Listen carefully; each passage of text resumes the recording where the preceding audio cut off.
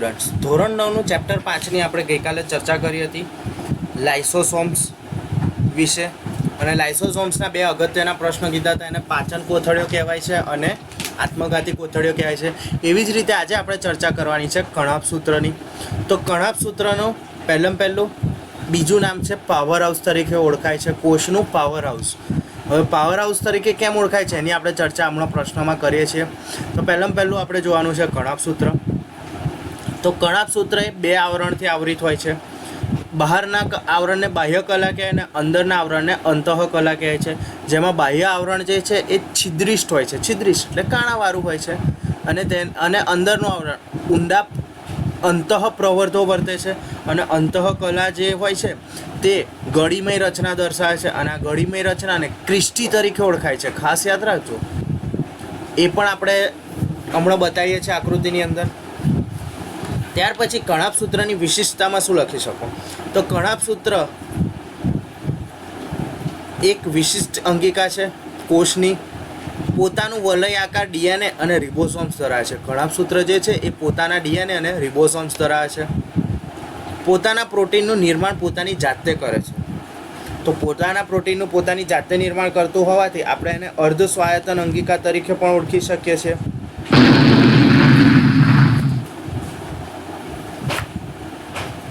હવે આવે છે કણાભ સૂત્રના કાર્યો. તો કણાભ સૂત્ર કોષ તેમજ જીવની વિવિધ રાસાયણિક પ્રવૃત્તિઓ માટે જરૂરી ઉર્જા એટીપીના સ્વરૂપમાં કણાભ સૂત્ર દ્વારા મુક્ત થાય છે.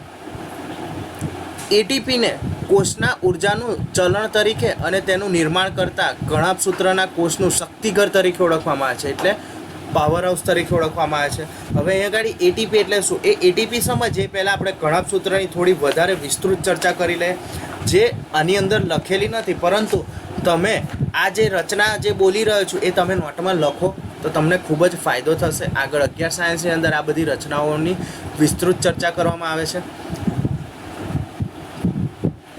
હવે કણાભ સૂત્રની રચનામાં આપણે નવી પણ લખી શકીએ છીએ. આજે આ બીજી રીતે પણ આપણે કણાભ સૂત્રની રચનાની ચર્ચા કરીએ તો તે અતિ સૂક્ષ્મ નળાકાર, ગોળાકાર કે દંડાકાર રચના છે. તે કોષરસમાં વિતરણ પામે છે, એટલે કે કોષરસમાં જોવા મળે છે. તેની ફરતે બેવડી કલાનું આવરણ હોય છે. તેની આજુબાજુ બે કલા મીન્સ એની આજુબાજુ બે સ્તર આવેલા હોય છે. બહારની કલા છિદ્રિષ્ટ હોય છે, જ્યારે અંદરની કલા ગળીમય હોય છે. અને આ જે ગળીમય રચના એટલે કે આપણે જે લાઇસોસોમ્સ જોઈ હતી એ પ્રકારની રચના ગળીમય રચના હોય છે. અને આ ગળીમય રચનાને ક્રિસ્ટી કહેવામાં આવે છે. તો એક માર્ક્સનો પ્રશ્ન, ક્રિસ્ટી એટલે શું? કણાભ સૂત્રમાં ક્રિસ્ટી એટલે શું? તો કણાભ સૂત્રના અંદરના ભાગમાં આવેલી ગળીમય રચનાને ક્રિસ્ટી તરીકે ઓળખવામાં આવે છે. આ ક્રિસ્ટી ઉપર F1 સૂક્ષ્મ કણો અથવા તો ઓક્સિઝોમ્સ આવેલા હોય છે. તો એક માર્ક્સનો પ્રશ્ન, ક્રિસ્ટી ઉપર શું આવેલું હોય છે? તો F1 સૂક્ષ્મ કણો અથવા તો ઓક્સિઝોમ્સ આવેલા હોય છે.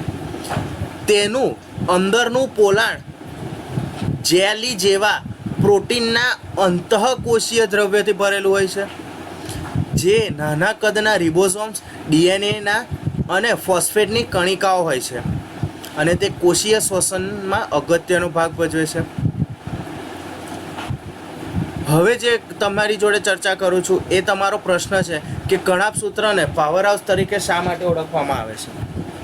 તો હવામાંના આણ્વીય ઓક્સિજનનો ઉપયોગ કરી કોષમાં રહેલા કાર્બોદિત અને લિપિડને ઓક્સિડાઇઝ કરી, એટલે કે કાર્બોદિત અને લિપિડનું ઓક્સિડેશન કરે છે, તેમાં ઓક્સિજન ઉમેરે છે અને કાર્બન ડાયોક્સાઇડ અને પાણી મુક્ત કરે છે.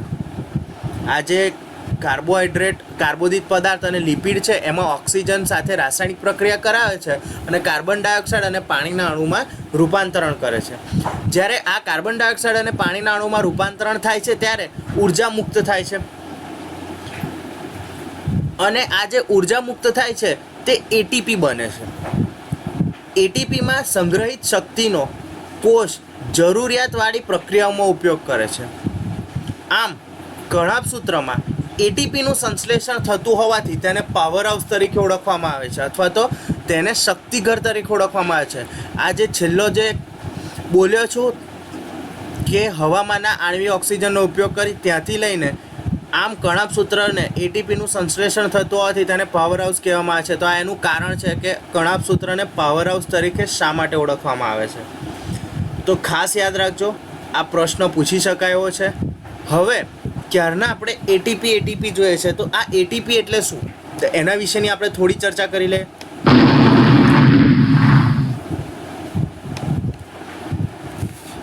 આ એટીપીનું પૂરું નામ છે એડિનોસાઇન ટ્રાઇફોસ્ફેટ.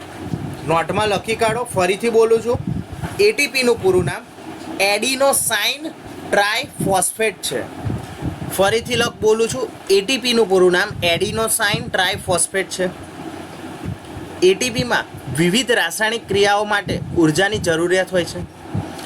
આ ઉર્જા એટીપી સ્વરૂપે ઉપયોગ થાય છે. કેટલીક ક્રિયાઓમાં ઉર્જા મુક્ત થાય છે, કેટલીક ક્રિયાઓમાં આપણે હમણાં જ જોઈએ કે કઈ ક્રિયામાં ઉર્જા મુક્ત થાય છે. તો કોષની અંદર જ્યારે શોષણ થાય છે ત્યારે કાર્બોહાઈડ્રેટ અને લિપિડનું કાર્બન ડાયોક્સાઇડ અને પાણીમાં રૂપાંતરણ થાય છે ત્યારે ઉર્જા મુક્ત થાય છે. આ ઉર્જા એટીપી સ્વરૂપે સંગ્રહિત થાય છે. એટીપી કોષની ઉર્જાના ચલણ તરીકે ઓળખવામાં આવે છે. તો 1 માર્ક્સનો પ્રશ્ન, ઉર્જાના ચલણ તરીકે કોને ઓળખવામાં આવે? કોષની ઉર્જાના ચલણ તરીકે કોને ઓળખવામાં આવે છે? તો લખવાનું એટીપીને ઓળખવામાં આવે છે. એટીપીમાં સંગૃહિત ઉર્જાનો ઉપયોગ શરીરના નવા રાસાયણિક સંયોજનો બનાવવા માટે થાય છે, તેમજ યાંત્રિક કાર્ય કરવા માટે પણ મદદરૂપ થાય છે. અને આ એટીપીનું નિર્માણ કઈ થાય છે? કણાભસૂત્રની અંદર થાય છે.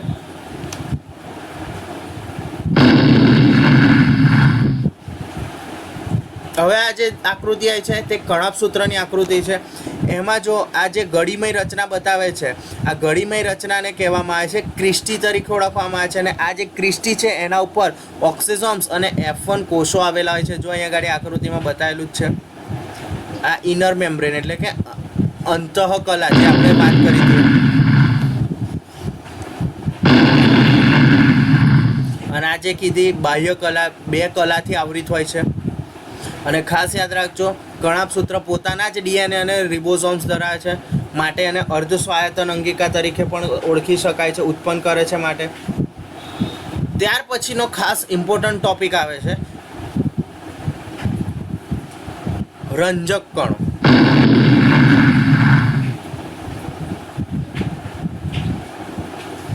આ રંજક દ્રવ્ય કણને ઇંગ્લિશમાં કહેવામાં આવે છે પ્લાસ્ટિડ્સ. હવે આ જે પ્લાસ્ટિડ્સ છે તે મેક્સિમમ વનસ્પતિ કોષમાં જોવા મળે છે.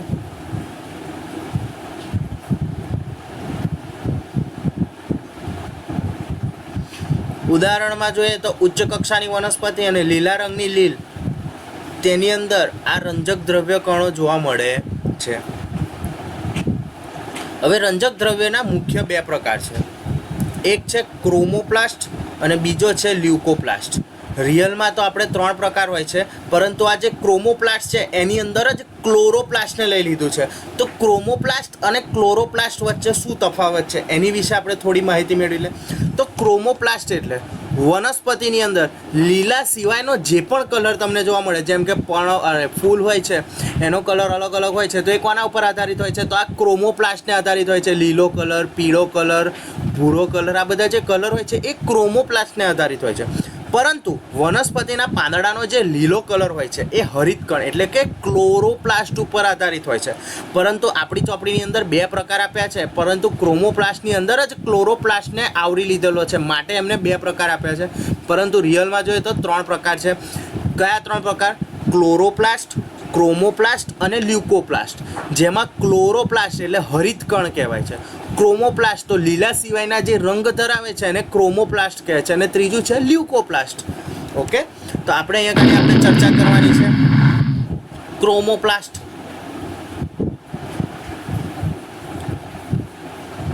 તો ક્લોરોફિલ રંજક દ્રવ્ય ધરાવતા રંજક કણને હરિતકણ કહે છે.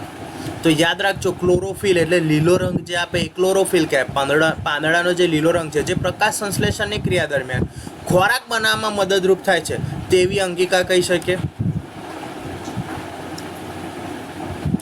હરિતકણ ક્લોરોફિલ ઉપરાંત પીળા રંગના ઝેન્થોફિલ અને નારંગી રંગના કેરોટીન રંજક દ્રવ્ય ધરાવે છે. તો ક્લોરોફિલની અંદર પીળા રંગના ઝેન્થોફિલ અને નારંગી રંગના કેરોટીન રંજક દ્રવ્ય ધરાવે છે. એ આપણે ક્રોમોપ્લાસ્ટમાં લઈ શકીએ છીએ. ક્લોરોપ્લાસ્ટ અને ક્રોમોપ્લાસ્ટ એમ અલગ પાડો તો એ બંને લઈ શકીએ છીએ. હરિતકણ પ્રકાશ સંશ્લેષણ માટે અગત્યના છે. એટલે કે હરિતકણ જે છે એ પ્રકાશ સંશ્લેષણની ક્રિયા માટે ખૂબ જ અગત્યનો ભાગ ભજવે છે.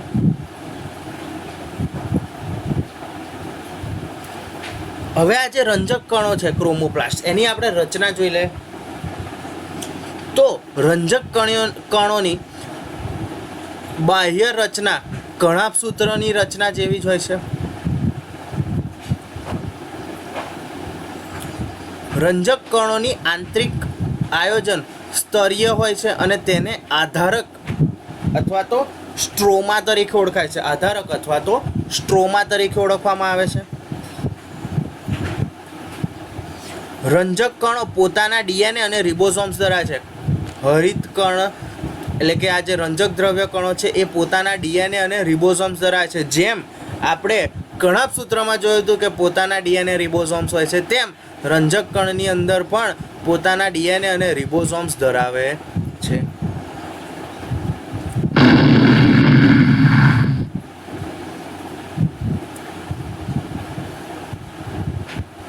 ત્યાર પછી છે રંગવિહીન કણ.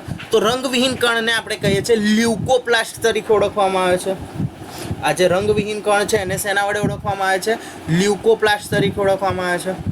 તો પ્રાથમિક કક્ષાની અંગિકા છે, એમાં કોઈ કલર નથી હોતો. પ્રાથમિક કક્ષાની અંગિકા છે. સ્ટાર્ચ, ચરબી અને પ્રોટીનની કણિકાઓનો સંગ્રહ થાય છે. તો યાદ રાખજો, આ લ્યુકોપ્લાસ્ટમાં શેનો સંગ્રહ થાય છે? સ્ટાર્ચ, પ્રોટીન અને ચરબીની કણિકાઓનો સંગ્રહ થાય છે.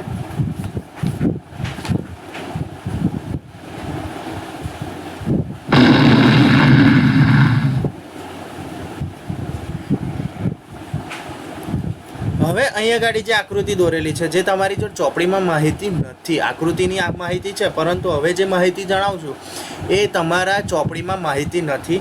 એટલા માટે તમે નોટની અંદર રાઇટ ડાઉન એટલે કે લખી કાઢજો અને આ તમને 11-12 સાયન્સમાં કામ લાગશે. હજી કહું છું તમને કે આ જે આકૃતિ પરથી જે હવે આપણે ચર્ચા કરીએ છીએ એ છે હરિતકણ એટલે કે ક્લોરોપ્લાસ્ટની અંતઃરચનાની આપણે ચર્ચા કરી રહ્યા છીએ. આ જે આકૃતિ જે છે એ શેની છે? ક્લોરોપ્લાસ્ટની છે. અને આ જે હવે જે ચર્ચા કરીએ છીએ એને આપણે કહીએ છીએ ક્લોરોપ્લાસ્ટની અંતઃરચના. હવે ક્લોરોપ્લાસ્ટની જે અંતઃરચના છે એમાં આપણે શું લખવાનું તેના વિશે થોડી માહિતી મેળવી લઈએ.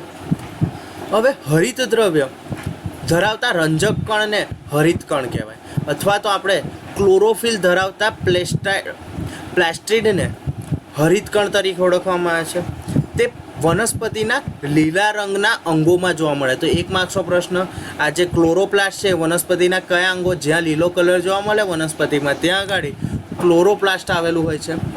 હવે ક્લોરોપ્લાસ્ટ વિશેની ચર્ચા કરીએ તો અહીંયા આગળ આકૃતિ પરથી જ તમને ખ્યાલ આવે કે હરિતકણનો આકાર અને કદમાં વિવિધતા હોય છે અને તેની દિવાલ બેવડા આવરણની બનેલી હોય છે. આ જે દિવાલ જે છે એ બેવડા આવરણની એટલે કે ડબલ લેયરની બનેલી હોય છે. બહારનું પડ સળંગ હોય છે. આ જે બહારનું પડ જે છે આઉટર મેમ્બ્રેન કહેવાય એને, એ કેવું હોય છે? સળંગ હોય છે. અને તેનો અંદરનો ભાગ 2 ભાગમાં વહેંચાયેલો છે. એક છે પટલમય તંત્ર એટલે કે લેમર સિસ્ટમ અને બીજો છે સ્ટ્રોમા એટલે કે આધારક તરીકે. અહીંયા ગાડી જે રચના છે એની અંદર તમને જોવા મળશે આ લેમરા છે અંદરનો ભાગ, બરોબર, અને આ જે છે એ સ્ટ્રોમા તરીકે ઓળખવામાં આવે છે એટલે કે આધારક તરીકે ઓળખાય છે. તો પટલમય તંત્ર ગ્રેનાની રચના છે. પટલમય જે તંત્ર છે એ ગ્રેમાની રચના છે, જે સિક્કાની થપ્પી જેવી જોવા મળે. આ જે સિક્કાની થપ્પી જેવી આને કહેવાય ગ્રેના. આ જે સિક્કાની થપ્પીઓ જેવી ગોઠવાયેલી તમને જોવા મળે છે એને કહેવામાં આવે છે ગ્રેના તરીકે ઓળખવામાં આવે છે. અને દરેક ગ્રેનમની રચનામાં સિક્કાની થપ્પીની માફક ચપટી કોથળીઓ જેવી રચના છે. જો અહીંયા આગળ આજે ચર્ચા કરી આખો ભાગ છે એને ગ્રેના કહેવાય છે, પરંતુ આજે સિક્કાની થપ્પીઓની ગોઠવણી, આ જે સિક્કાની થપ્પીઓ છે એને ગ્રેનમ તરીકે ઓળખવામાં આવે છે. બેવડા પડની દિવાલવાળી આ કોથળીઓ પ્રત્યેક એકમને થાઇલેકોઇડ તરીકે ઓળખવામાં આવે છે. આ જે સિક્કાની થપ્પી જેવી જે રચના છે એને દરેકે દરેક એકમને થાઇલેકોઇડ તરીકે ઓળખવામાં આવે છે.